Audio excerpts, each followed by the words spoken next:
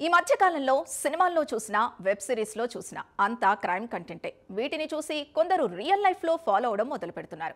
ఇక నెట్ఫ్లిక్స్లో money heist web series చూసి ముగ్గురు యువకులు పెద్ద స్కెచ్చే వేశారు.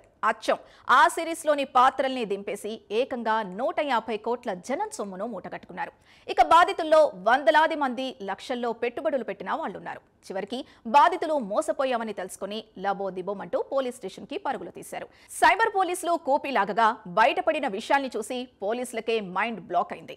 ఒక వెబ్ సిరీస్ ప్రభావం ఇంతలా ఉంటుందా అని షాక్ అయ్యారు. ఇక ఈ రియల్ క్రైమ్ సిరీస్ డీటెయిల్స్ లోకి వెళ్తాయి. నెట్ఫ్లిక్స్ లో మనీ హీస్ట్ వెబ్ సిరీస్ చాలా పాపులర్. ఇక ఆ సిరీస్ నుంచి ప్రేరణ పొందిన ముగ్గురు యువకులు ఒక మహిళ ఓ గ్యాంగ్ గా ఫామ్ అయ్యారు. అంతేకాదు ఆ సిరీస్లోని క్యారెక్టర్ల పేర్లనే తమ పేర్లుగా పెట్టుకుని సోషల్ మీడియాలో కొన్ని వందల గ్రూప్లను క్రియేట్ చేశారు. స్టాక్ మార్కెట్లో పెట్టుబడి పెడితే మంచి లాభాలు వస్తాయని చెబుతూ సోషల్ మీడియాలో మోసాలకు పాల్పడ్డారు. వెబ్ సిరీస్తో ప్రేరణ పొందడంతో తమ గుర్తింపును దాచుకోవడానికి తప్పుడు స్క్రీన్ షేర్లు ఉపయోగించారు. స్టాక్ మార్కెట్లో పెట్టుబడులు పెట్టడానికి టిప్స్ ఇస్తామని, పెట్టుబడిగా పెట్టిన డబ్బును రెట్టింపు చేసి సూచనలు చేస్తామని నమ్మబలికారు. ఇక కొన్ని వందల మంది ఇదంతా నిజమని నమ్మి ఈ గ్యాంగ్ ట్రాప్ లో పడ్డారు. అయితే లగ్జరీ హోటల్స్ లో ఉంటూ ఈ మోసాలకు పాల్పడుతున్న ఈ ముగ్గురి అసలు పేర్లు ప్రభాత్, అర్పిత్, అబ్బాస్.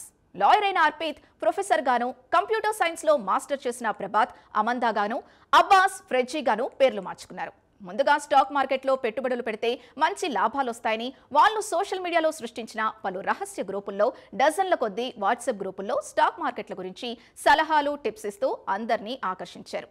పెట్టుబడులు పెడితే మంచి లాభాలు వస్తాయని నమ్మించారు. ముందుగా నమ్మకం ఏర్పడడానికి తక్కువ మొత్తంలో మొదట్లో చిన్న చిన్న లాభాల్ని బుక్ చేసి ప్రజల నమ్మకాన్ని పొందారు. అయితే ఎవరైనా పెద్ద మొత్తంలో పెట్టుబడి పెట్టినా మరుక్షణమే ఆ ఖాతాని బ్లాక్ లిస్ట్లో పెట్టేవాళ్ళు. తమ డబ్బును ఉపసంహరించుకోవడానికి ప్రయత్నించే వారిని మోసం చేసి మరింత డిపాజిట్ చేయాలని బెదిరించేవారు. ఈ విధంగా దేశవ్యాప్తంగా 300 మందికి పైగా వీరి చేతిలో మోసపోయినట్టు సమాచారం. అయితే ముఠా లావాదేవీలు, కాల్ రికార్డులు, ఇంటర్నెట్ లాగ్స్ ని పరిశీలించిన పోలీసులు బయటి దేశాలతో వీరికి సంబంధాలున్నట్టు భావిస్తున్నారు. చైనాతో ఈ గ్యాంగ్ కి లింక్స్ ఉన్నట్టు తెలుస్తోంది.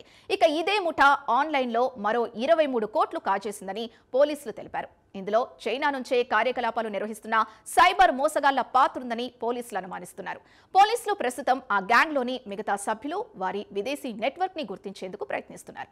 అయితే ఈ ముఠా తరచుగా విలాసవంతమైన హోటళ్లలో నివసిస్తూ కేవలం మొబైల్ ఫోన్లు, ల్యాప్టాప్ల సహాయంతో మోసాలకు పాల్పడేది. దర్యాప్తులో భాగంగా ఉత్తరప్రదేశ్లోని నోయిడా, పశ్చిమ బెంగాల్లోని సిలిగురి ప్రాంతాల్లో పోలీసులు సోదాలు నిర్వహించారు.